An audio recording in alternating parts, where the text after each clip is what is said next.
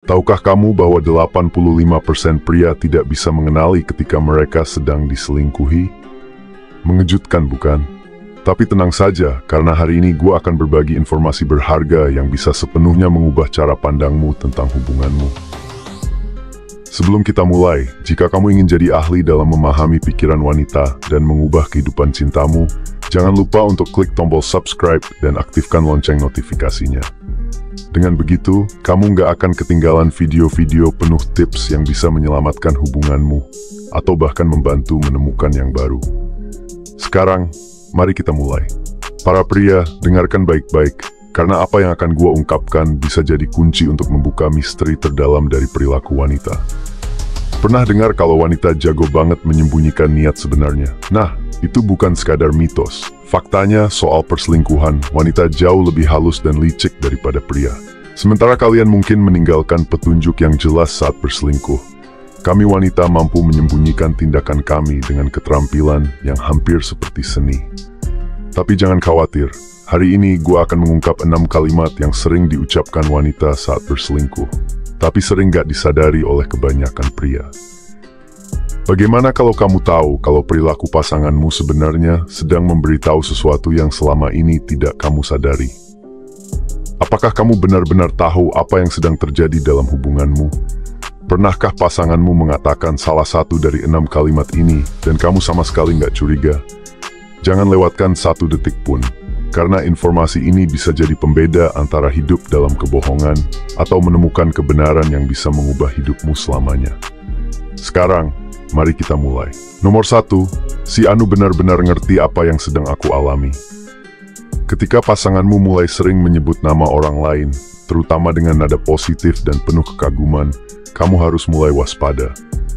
Kalimat seperti, si Anu benar-benar ngerti apa yang sedang aku alami, mungkin awalnya terdengar seperti komentar biasa, tapi sebenarnya lebih bermakna dari yang kamu kira. Komentar semacam ini adalah tanda bahwa dia mulai membangun koneksi emosional dengan orang tersebut, yang bisa semakin dalam seiring waktu. Kalimat ini bukan sekadar perbandingan, tapi cara halus untuk menanamkan ide bahwa ada orang di luar hubungan kalian yang memahami dirinya lebih baik daripada kamu. Ini bisa menjadi tanda awal keterlibatan emosional, atau bahkan fisik, yang menunjukkan bahwa dia mulai menjauh darimu dan mencari kenyamanan di tempat lain. Kalau kamu menyadari dia sering membandingkanmu dengan si Anu atau terus-menerus memuji orang itu, penting untuk mengetahui siapa si Anu itu dan apa perannya dalam hidupnya. Perhatikan tanda-tanda ini dan ambil langkah untuk lebih memahami situasi agar bisa menjaga hubungan yang masih tersisa. Nomor 2, tenang aja, aku cuma pergi sama teman-teman. Kalimat tenang aja, aku cuma pergi sama teman-teman mungkin awalnya terdengar polos dan sederhana, tapi seringkali menyimpan lapisan makna yang lebih dalam dan kemungkinan kebohongan. Saat seseorang sedang terlibat dalam perilaku yang curang, mereka sering menggunakan alasan yang tampak masuk akal dan rutin untuk menutupi kebenaran tentang apa yang sebenarnya sedang terjadi. Pernyataan seperti ini sering digunakan untuk memastikan kamu nggak curiga atau punya keraguan saat dia melakukan aktivitas di luar rumah yang mungkin nggak sepolos kelihatannya. Alasan ini bisa menjadi strategi untuk menghindari pertanyaan atau kecurigaan darimu, menciptakan kesan normal yang sebenarnya menyembunyikan niat atau tindakan lain. Jika kamu merasa kalimat ini sering diucapkan, atau jika ada ketidakselarasan dalam cerita dan detail tentang kegiatannya, penting untuk waspada. Pengulangan alasan seperti ini dan kurangnya kejelasan dalam penjelasan tentang aktivitasnya bisa jadi tanda ada yang tidak beres dan perlu ditelusuri lebih lanjut. Penting untuk memperhatikan hal-hal kecil seperti ini agar bisa menjaga keutuhan hubungan dan memahami situasi dengan lebih baik. Nomor 3, aku butuh lebih banyak ruang untuk diriku sendiri. Saat pasanganmu menyatakan ingin lebih banyak ruang untuk dirinya sendiri, itu mungkin terdengar seperti upaya yang sah untuk mencari keseimbangan yang sehat dalam hubungan. Namun penting untuk menggali lebih dalam tentang apa yang sebenarnya dimaksud dengan pernyataan ini. Dalam banyak kasus, kebutuhan untuk ruang ini digunakan sebagai alasan untuk menjaga jarak dan menghabiskan lebih banyak waktu jauh dari rumah, mungkin dengan orang lain, tanpa menimbulkan kecurigaan. Permintaan untuk ruang ini bisa menjadi strategi halus untuk menciptakan peluang bagi perilaku yang tidak sesuai dengan kesetiaan atau komitmen yang diharapkan dalam sebuah hubungan. Awalnya, permintaan untuk lebih banyak ruang mungkin terlihat seperti keinginan yang sah untuk pengembangan diri atau kebebasan pribadi. Tetapi, jika mulai berubah menjadi jarak emosional atau fisik yang nyata, itu adalah tanda jelas bahwa ada sesuatu yang mungkin tidak beres. Penting untuk memperhatikan apakah ruang ini digunakan untuk kegiatan yang tidak melibatkanmu, dan apakah ada perubahan yang mencolok dalam cara dia berinteraksi denganmu. Waspadai tanda-tanda bahwa ruang ini menjadi cara untuk menghindari komunikasi dan kontak, serta sadari bagaimana hal ini bisa berdampak pada hubungan secara keseluruhan. Nomor 4. Aku lembur malam ini. Salah satu alasan yang paling umum dan sering digunakan untuk ketidakhadiran adalah pekerjaan. Jika pasanganmu mulai sering mengatakan bahwa dia lembur atau bekerja di luar jam kerja, ini bisa menjadi tanda bahaya yang perlu diperiksa lebih lanjut. Kalimat ini mungkin terdengar seperti penjelasan yang masuk akal untuk ketidakhadirannya dan untuk waktu yang lama tanpa komunikasi.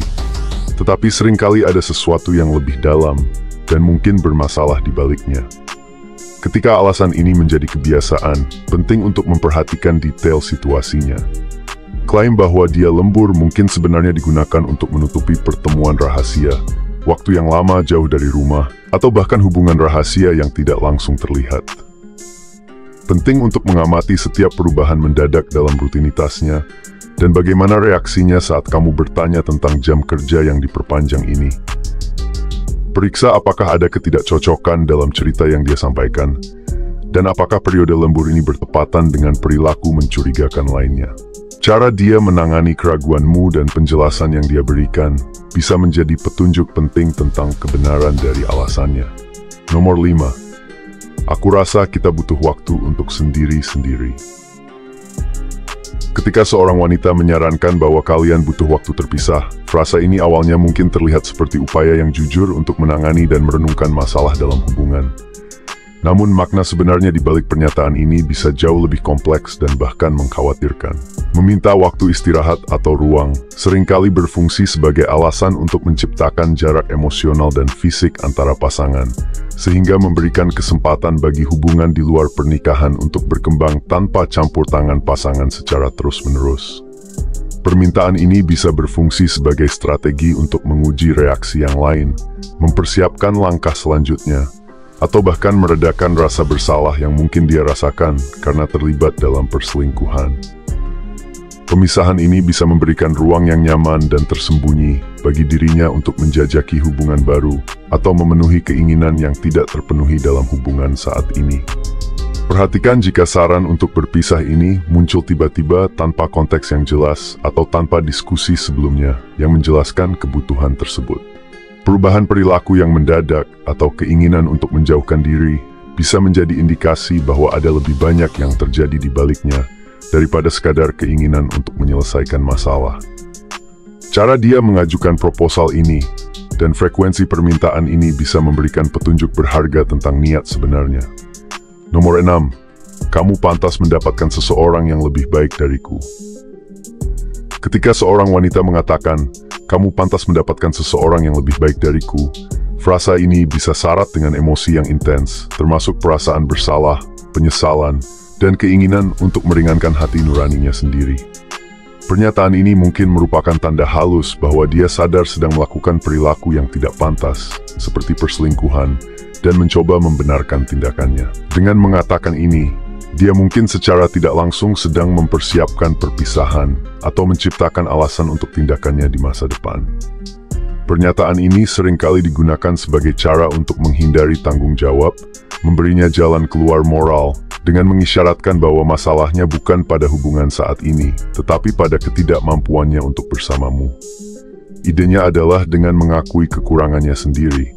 Dia mencoba memudahkan penerimaan perpisahan atau mengurangi dampak emosional dari tindakannya. Apa yang tampak seperti ungkapan kerendahan hati atau refleksi diri dalam kenyataannya bisa menjadi cara untuk mengakui kesalahan tanpa secara langsung mengakui pengkhianatan. Pernyataan ini bisa menjadi indikasi yang jelas bahwa dia sadar akan kerugian yang dia sebabkan, Tetapi pada saat yang sama, dia mencoba mengalihkan kesalahan dan tanggung jawab pada dirinya sendiri. Jika kamu mendengar frasa ini, penting untuk mempertimbangkan bahwa mungkin ada subteks yang jauh lebih dalam dan lebih kompleks di balik kata-kata ini, yang mungkin berkaitan dengan ketidakjujuran dan keterlibatan dalam sesuatu yang dia tahu salah. Oke, sekian video ini, semoga bermanfaat. Jangan lupa like, subscribe, dan berikan pendapat kamu di kolom komentar. Sampai jumpa di video selanjutnya.